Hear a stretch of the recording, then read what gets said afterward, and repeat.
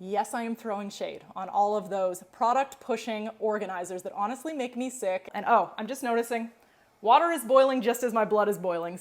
Let's cook a gourmet meal and talk about decluttering. All right, I'm sure you're really wondering, what could this person be making that's such a gourmet meal? All right, I'm gonna show you. Oh yes, mac and cheese. No haters here. All I can say is this is something my daughter will eat, so you can just leave your hate elsewhere. I'm gonna be making this and talking about some of my hot takes on decluttering and organizing. And while I wait for this to boil, let me take you over to my table because I'm gonna sit down and just chat with y'all. Okay, so we're currently waiting for the water to boil, and honestly, sometimes when I talk about some of these things regarding decluttering and organizing, I feel like my blood's starting to boil. So it feels kind of appropriate. While the water's about to boil, my blood's boiling. So I only say that because I get really, really fired up when I talk about some of these things about decluttering and organizing, because I really, really feel like there isn't enough of an understanding about one, what I do, and two, the big distinction between organizers. So the focus I want to talk about today is what makes someone who calls themselves a professional organizer actually legit. And to me, it comes down to a main factor. So y'all might hate me for saying this, but there are two kinds of organizers in my mind. We have decluttering centered organizers like myself, people who put decluttering at the forefront and the emphasis of their business, about how they work with clients. Decluttering is the framework, and it's also very tied in with minimalism. So we have this group, or this thought process of organizers, this camp, if you will, right? And that's where I put myself. I'm gonna put myself in camp 1. Then we have another type of organizer. We're gonna call them camp 2. This type of organizer is what I call a product-centered or product-pushing type of organizer, camp 2. These two do not agree, see eye to eye, in my opinion, on what actually makes a good organizer. And let me just break it down for you why. Because decluttering-centered organizers, camp 1, where I am, we actually get to the inner work, meaning we help you understand, 1, why is the clutter accumulating? 2, why are you having such a hard time letting go? And 3, what are you gonna do about it when new stuff comes into your home moving forward? This part is the most essential, the most crucial to us. Secondary to that is setting up functional systems in someone's home, right? I don't say secondary as in bad, but that comes secondary to doing all of that inner work. So the second part is that we help create functional systems for long-term success for our clients so that they know where everything is in their home and they feel really confident with that. Okay, so we've got camp 1 over here where I am. Camp 2, and these are the product-centered, product-pushing types of organizers, right? And I equate them to maximalism, although they could call themselves minimalist too. I personally don't think it matches, but this type of organizer is all about the aesthetics. That's number 1. And no matter how much they say it's about functionality and aesthetics, no, it's about aesthetics. Their pictures, their videos, all of their content screams product, right? And there's the kind of organizers that are constantly linking all the products for you, putting their Amazon links. Why? Because they want you to buy. But let me keep it real with y'all. Okay, I'm gonna go check on my water. Let's walk, okay? Walk with me. And you're about to see how my home is not perfect. Okay, let me keep it real with y'all. If you actually want to get your home decluttered and organized, once and for all, do not work with a product-centered organizer. Why?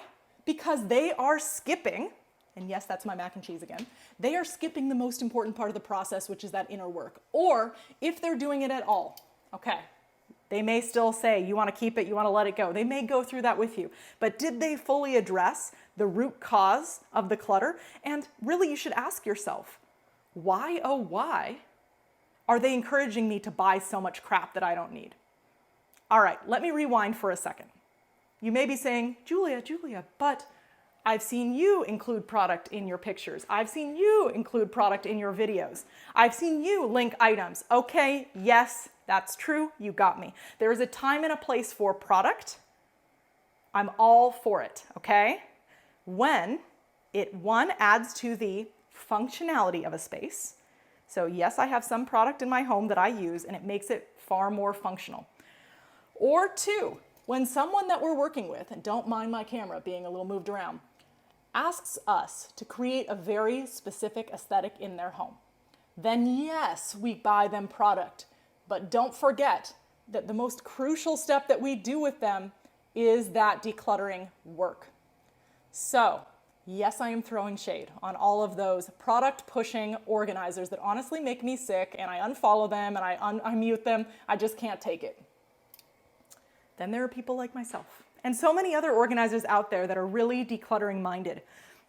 Does our content look the prettiest, the most polished?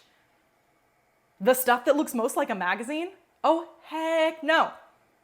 But do we actually help our clients feel more peaceful at home, feel more calm at home, feel like they have control over their clutter, actually make a long-term difference in their life? Heck yes. Why? Because those product pushing organizers that didn't require you to do all of that inner work, maybe they even said, why don't you leave the house? We're gonna just organize it for you, right? And you haven't actually done decluttering, what are you gonna do when stuff comes into your house again? And I'm just realizing that's really bad lighting. No, I'm not wearing any makeup. Yes, I'm right out of the shower because I wanted to keep it real with y'all. And oh, I'm just noticing water is boiling just as my blood is boiling. So let's put in the pasta. One moment while I do this. I'm gonna take that off. Isn't that good timing, right? Like, look at the pasta water, right? You can see my face with how warm I am too, talking about this topic. All right. I have made the mistake before, so let's not do it again, where I accidentally poured in the mac and cheese packet also, so let's make sure we pull that out before we pour it in. All right, we're gonna give that a little stir. I'm gonna turn this so y'all can see what I'm doing, and I'm gonna keep talking to you. So, yes, I'm getting fired up, like I said. If you work with a product-centered organizer, what's gonna happen? You're gonna have a beautiful home, there's no doubt. It's still gonna be cluttered. And when new stuff comes into your home, how are you gonna make that work for you? Wouldn't you rather work with someone who actually teaches you how to make decisions, not only on the possessions in your home right now, but what to do with the influx of items that inevitably is going to be in your life for the rest of your life? Alexa, set a 12-minute timer. Don't mind me, I needed to set a timer because otherwise I get so worked up I'll forget about taking care of this mac and cheese. But anyway, just like this water is boiling, honestly, my blood has been boiling thinking about this topic. And it's something that I've wanted to make a video for a long, long time about. And to be totally honest with y'all, one of the reasons why I haven't made this long video before on this topic is that I was a little bit afraid of whatever sort of response I might get.